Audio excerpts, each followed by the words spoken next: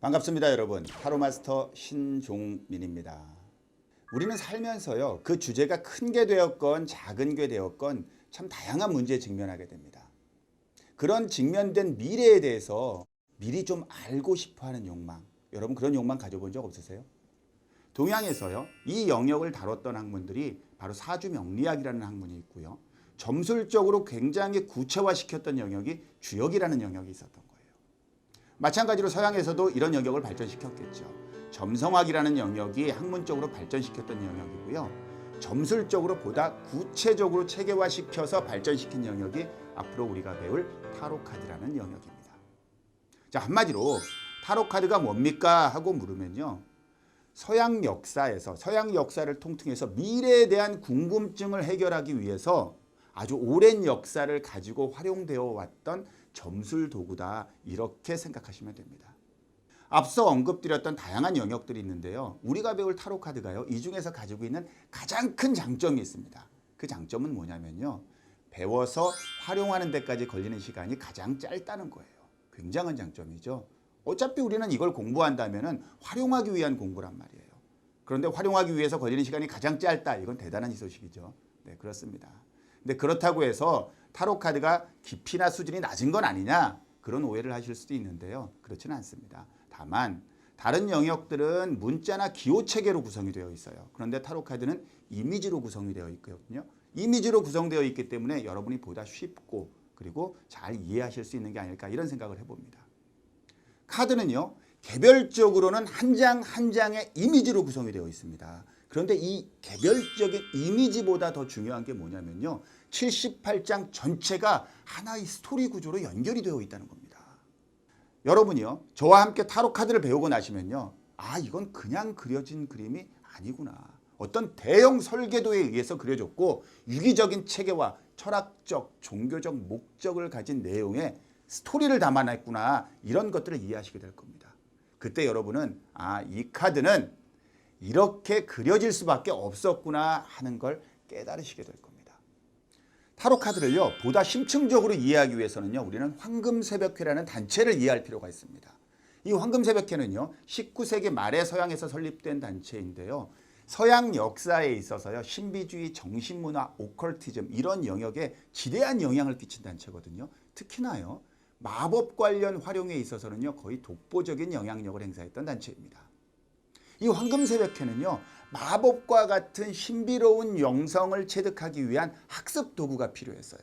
그래서 이러한 것들을 학습하기 위해서 단체가 꺼내든 도구가 있었습니다. 그것이 바로 앞으로 우리가 배우게 될 타로카드입니다.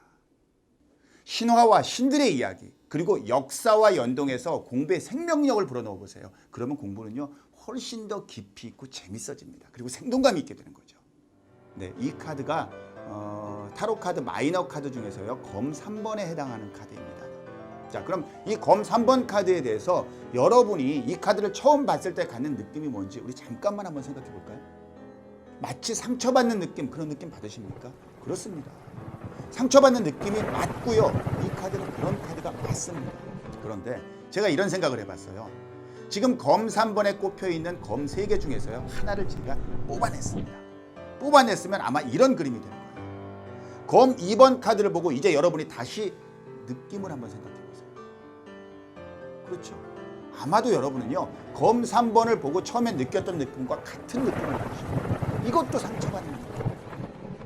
그렇다면요, 이 카드가 만약에 상처받는 느낌입니다, 이 이야기를 전달하고 싶다면요, 이 카드는요, 검이 하나가 꼽혀있든 2개가 꼽혀있든 4개나 5개가 꼽혀있든 모두 다 마찬가지라는 뜻이에요. 이 카드들은요, 마이너 카드들이 각각에 있는 다른 원소들의 3번 카드와도 연결이 되어야 합니다. 배열적 의미로도 검 2번 카드 뒤에 나온 이유, 그리고 검 4번 앞에 나온 이유도 충족을 해야 합니다. 그리고요, 메이저 카드, 대비밀을 안고 있는 메이저 카드 3번의 내용과도 어떤 역사적 연결성을 가지고 있어야 되는 거예요.